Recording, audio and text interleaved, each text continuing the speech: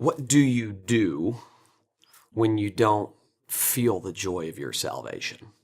You want to. You want Jesus to feel more satisfying to you than he is. You want to be able, quoting 1 Corinthians 10:31, to say, whether I eat or drink or whatever I do it all to the glory of God, and I do it joyfully. I do it willingly. And to be honest with you, and this should be an encouragement to begin with, I don't know anybody besides Jesus who has ever lived, who, whether they eat or drink or whatever they do it all to the glory of God. Not some, not most of the time, all to the glory of God. So you're in good company. You don't feel the joy of your salvation all the time. You're a part of the human race.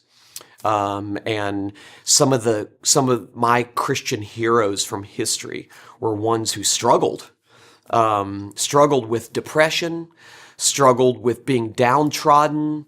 And so it's just, my mom, says if there was medication back in David's day, we wouldn't have half the Psalms that we have.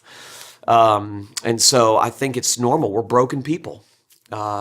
And we live in a broken world with other broken people, and so joy is hard to come by. I know for me, when I'm feeling just down and out, and my sense of who God is and what God has done for me is at an all-time low, I have to go back to the scriptures, and specifically go back to those places.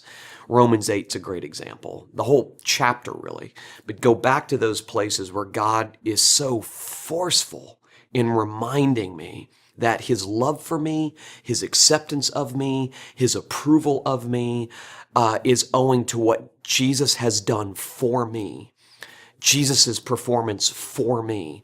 That awakens in me a deep sense of both gratitude, just a deep sense of appreciation, awe, that even the train wreck that I am, God loves me unconditionally because of what Jesus has already accomplished on my behalf.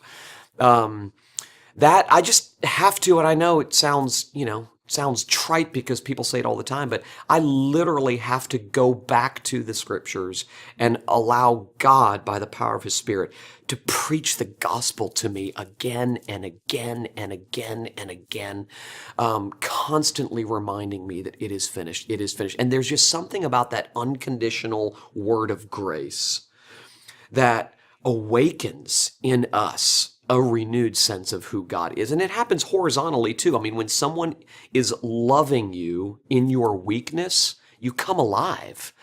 You come to a deeper appreciation of who that person is, and the kind of love they're showing you when you don't deserve it. Well, the same is true when it comes to our relationship to God.